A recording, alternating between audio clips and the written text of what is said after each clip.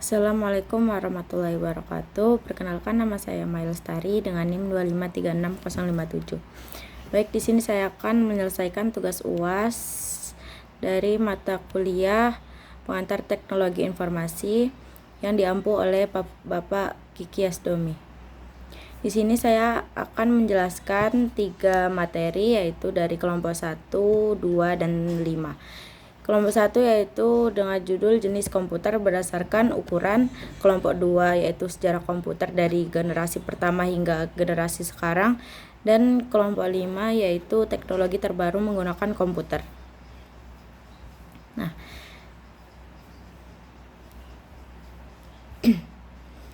di sini ada materi yang pertama, yaitu ada superkomputer. Superkomputer adalah komputer dengan kinerja tertinggi di dunia yang dirancang khusus untuk memproses data dalam jumlah masif dan melakukan kalkulasi rumit secara simultan menggunakan ribuan prosesor. Alat ini digunakan untuk tugas berat seperti simulasi iklim, penelitian AI, dan pertahanan, dan permodelan ilmiah. Nah, yang kedua ada superkomputer. Superkomputer adalah tulang punggung teknologi modern yang memungkinkan penelitian dan inovasi yang tidak mungkin dilakukan dengan komputer standar. Yang ketiga ada mainframe.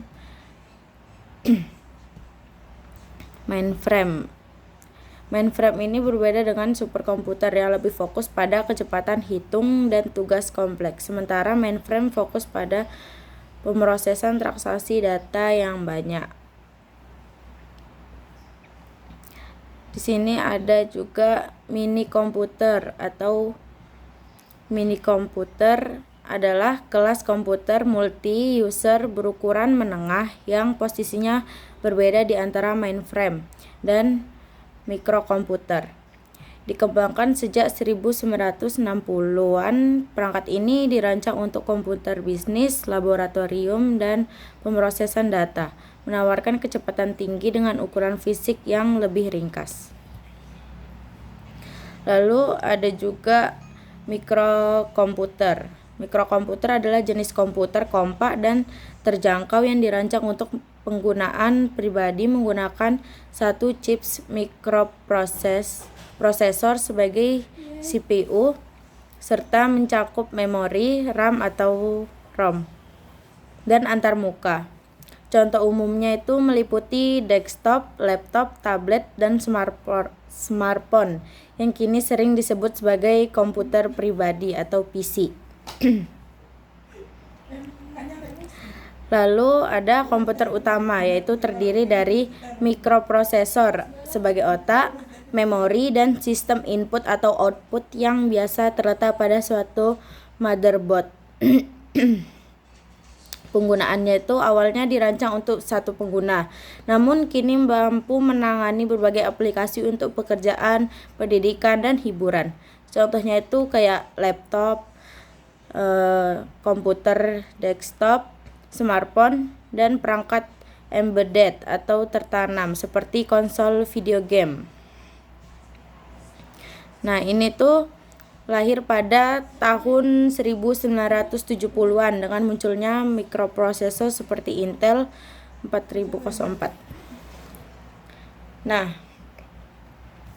yang kedua ini saya akan menjelaskan materi kedua, yaitu dari kelompok 2, yaitu sejarah komputer generasi sekarang sampai generasi pertama sampai generasi sekarang.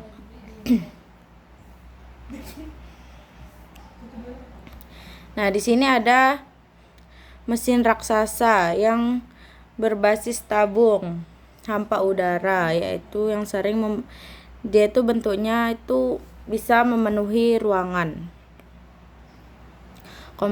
Komponen utamanya itu menggunakan tabung hampa udara yang rentan panas dan pecah. Ukurannya itu besar, berat, dan membutuhkan ruangan yang besar. Terus penyimpanannya ini menggunakan drum magnetik untuk memori.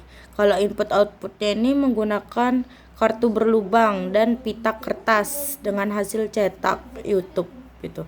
Kalau daya listriknya ini membutuhkan daya listrik yang sangat besar, soalnya dia kan besar seperti ruangan gitu.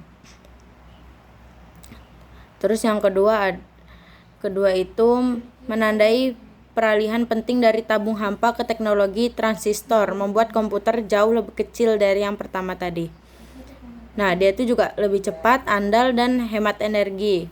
Mesin-mesin ini menggunakan memori inti magnetik bahasa pemrograman tingkat tinggi dan menjadi andalan bisnis untuk pemrosesan data. Komponen utama ini menggunakan transistor untuk menggantikan tabung hampa udara yang memungkinkan ukuran fisik jauh lebih kecil dari yang tabung vakum itu. Waktu penggunaannya ini umumnya digunakan pada periode 1956 sampai 1963 atau 1959 sampai 1965. Ciri-cirinya ini kecepatannya itu proses operasi lebih cepat dibandingkan yang generasi pertama tadi. Kalau daya listriknya ini lebih hemat energi dan nggak cepat panas dia. Penyimpanannya dia menggunakan memori inti magnetic type dan magnetic disk. Kalau bahasa pemrogramannya itu dia menggunakan bahasa tingkat tinggi seperti Fortran, COBOL, dan ALGOL. Nah, lalu ada IC atau Integrated Circuit. Ini pengganti transistor yang membuat perangkat jauh lebih kecil, cepat, andal, dan ekonomis. Teknologi ini yang dikembangkan oleh Jack Kilby memadatkan ribuan komponen ke dalam kepingan silikon memungkinkan penggunaan sistem operasi dan multiprogramming. Komponen dasarnya ini menggunakan integrated circuit atau kepingan silikon. Ukurannya juga jauh lebih kecil dan lebih efisien secara fisiknya. Kalau kecepatan dan memorinya ini proses operasi jauh lebih cepat dan kapasitas memorinya jauh lebih besar. Dan di sini dia juga udah menggunakan keyboard dan monitor. Kemampuannya ini mendukung multiprocessing, menjalankan banyak program sekaligus, dan multiprogramming. Kalau penyimpanannya ini menggunakan magnetic disk yang lebih cepat.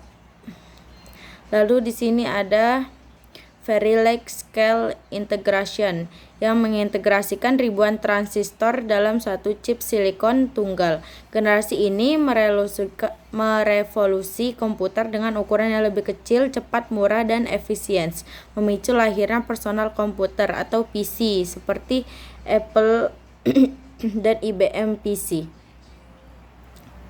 Komponen utamanya ini menggunakan mikroprosesor atau LCI Large Scale Integration dan FLSI.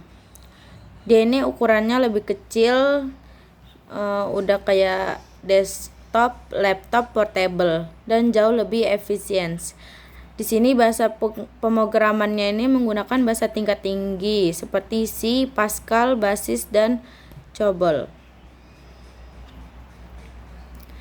Nah, yang di sini ada komputer generasi kelima, yaitu yang dikembangkan sejak 1980-an hingga masa depan, berfokus pada kecerdasan buatan AI, pemrosesan paralel, dan teknologi ultra large scale integration.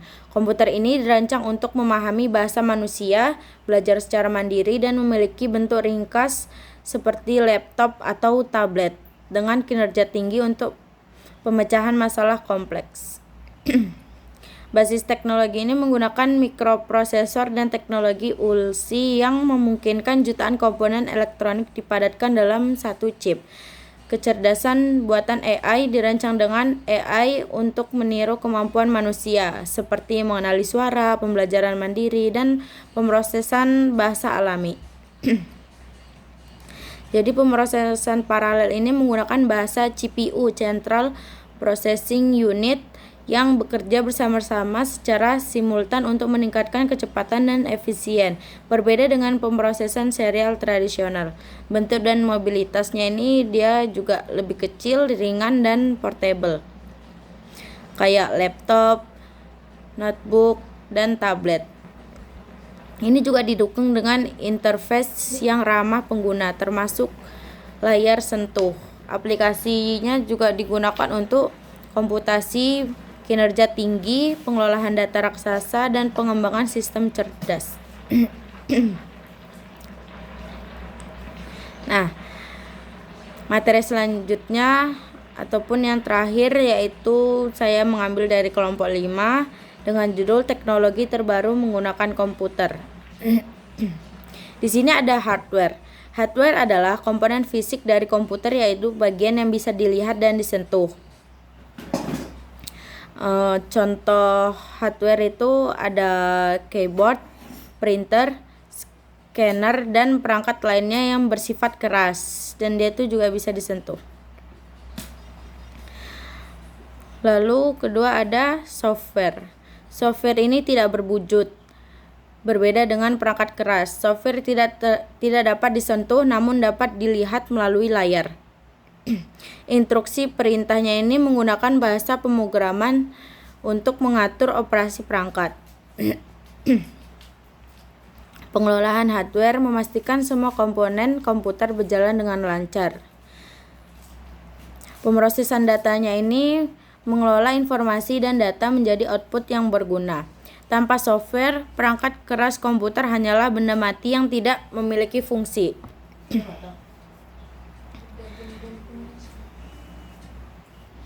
Nah, yang ketiga ada network. Network ini adalah kumpulan dua atau lebih perangkat komputer seperti komputer, server, HP, atau printer yang terhubung bersama, baik melalui kabel maupun nirkabel, untuk berbagai data dan sumber daya. Jaringan ini memungkinkan pertukaran informasi secara cepat dan efisien. Berbagai sumber daya ini memungkinkan pengguna sebagai printer, scanner, atau perangkat keras lainnya. Dia memudahkan akses data terpusat dan transfer file antara komputer. Di sini keamanannya, dia mengelola akses data pengguna agar lebih terpusat dan terstruktur. Nah, yang terakhir ada flipper. Flipper ini adalah sebuah alat multifungsi berukuran kecil, yaitu sebesar power bank gitu, yang digunakan untuk menguji keamanan perangkat elektronik, terutama yang menggunakan sinyal seperti RFID, NFC, radio, dan inframerah. Alat ini populer di kalangan pentester, hacker etis, dan penghobi teknologi. Baik, sekian video yang dapat saya buat. Apabila ada kesalahan saya mohon maaf. Wassalamualaikum warahmatullahi wabarakatuh.